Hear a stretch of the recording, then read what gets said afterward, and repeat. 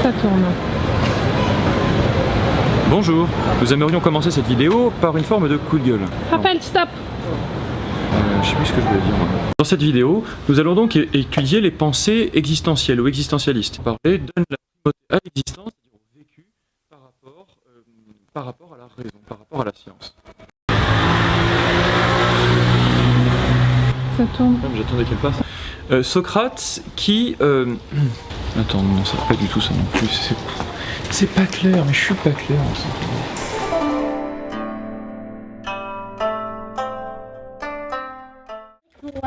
C'est qui Thomas? Locomotive, petite locomotive bleue. Super. Et on va où tu as dit? J'ai pas bien entendu. Au Kimizudera. C'est quoi le Kiyomizu-dera? C'est un temple très chouette. Un temple quoi? Un temple très chouette. Un temple très chouette. Ok, bon ben c'est parti pour le temple très chouette.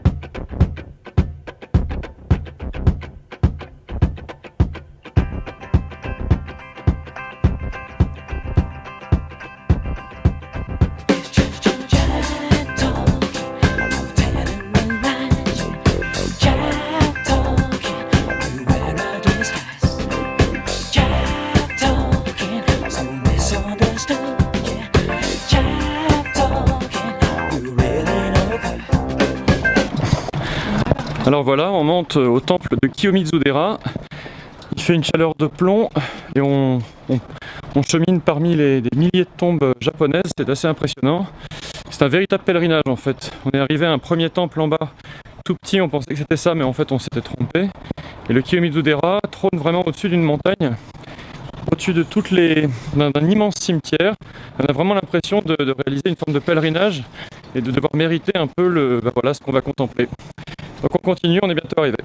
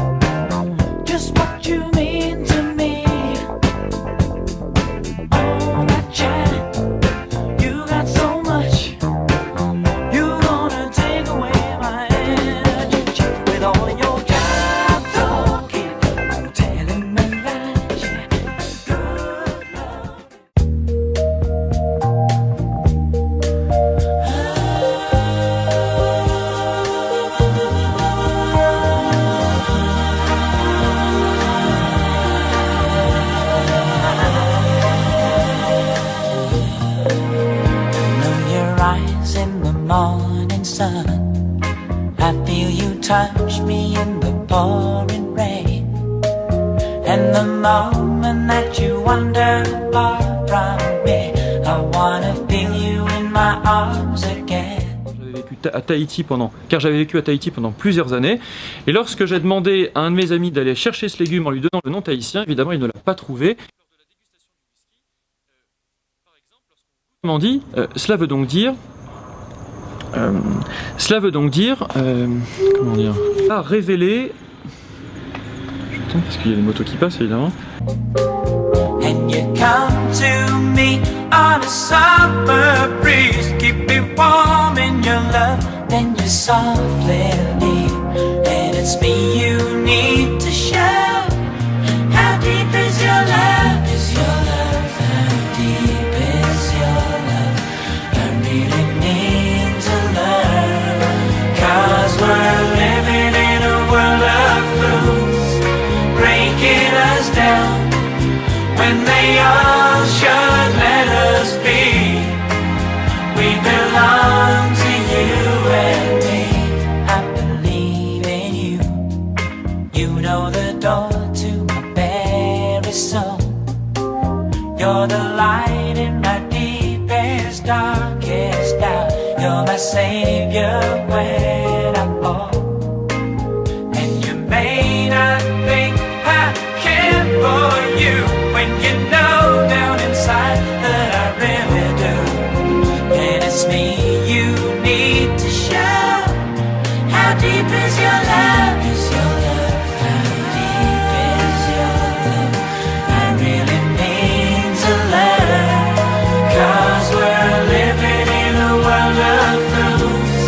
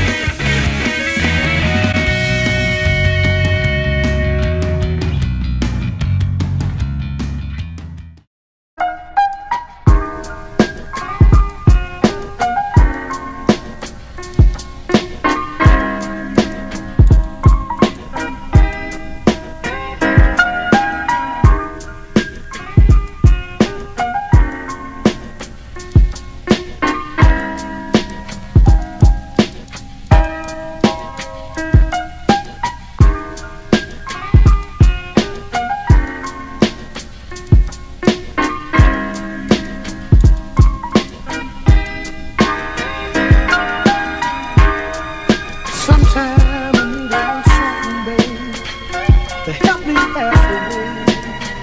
A time of day. Sometime I need a little something, babe, to help me halfway. A time of day.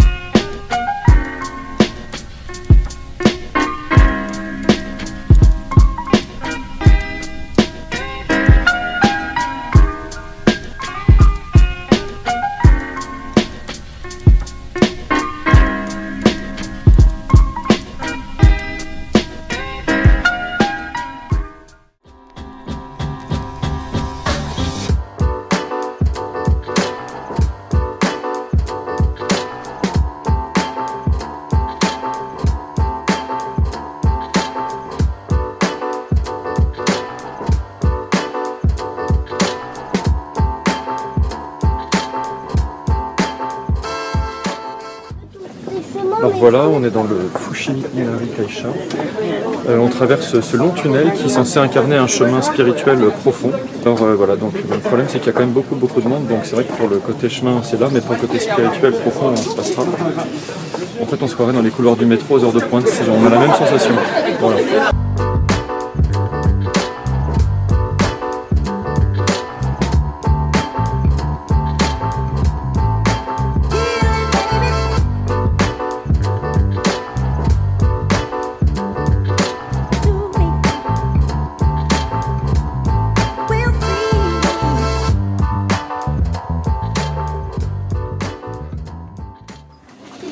Coucou. Coucou.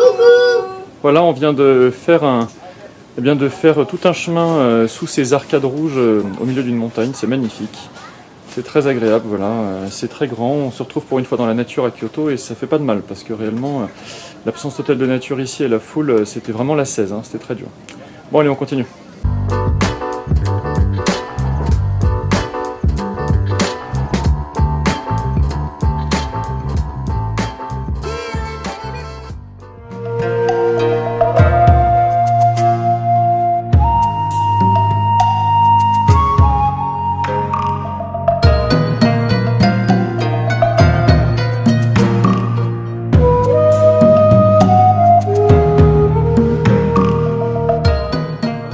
Notre but aujourd'hui, c'est de faire un petit peu un bilan de notre impression du Japon par rapport là où on en est, en fait, à la période où on en est.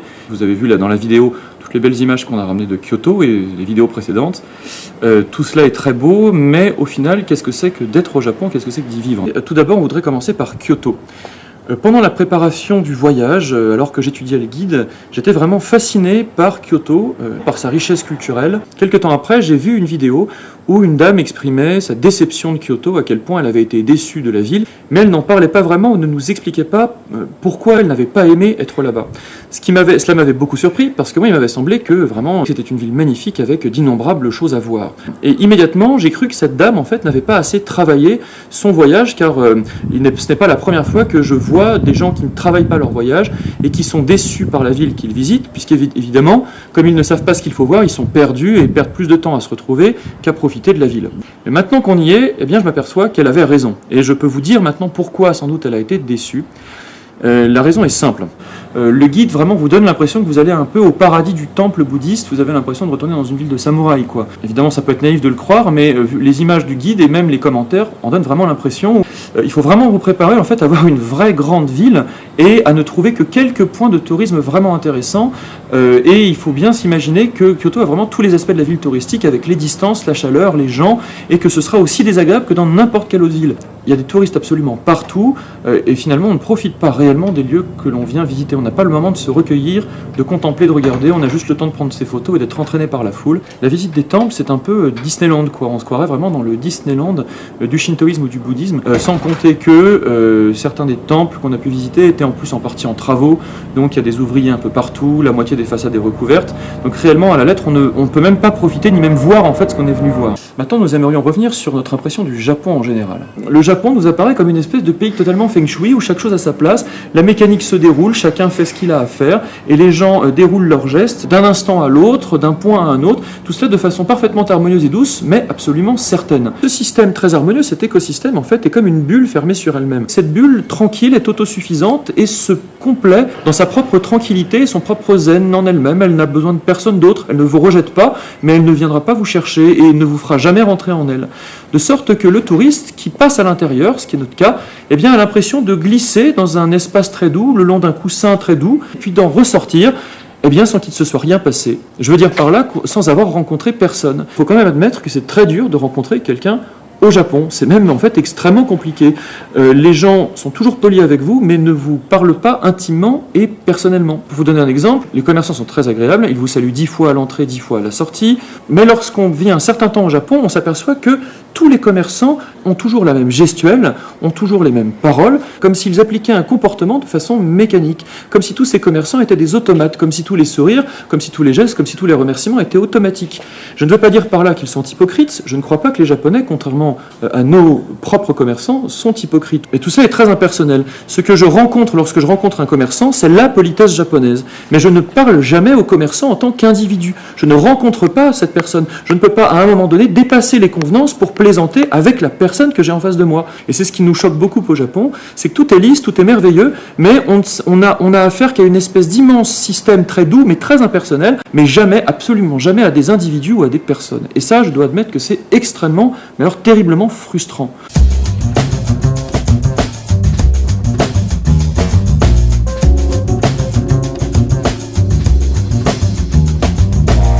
Nous sommes en Nouvelle-Zélande, à Raiti très exactement, c'est-à-dire à quelques kilomètres de Taupo, à 3 heures de Wellington, qui est la capitale de l'île Nord.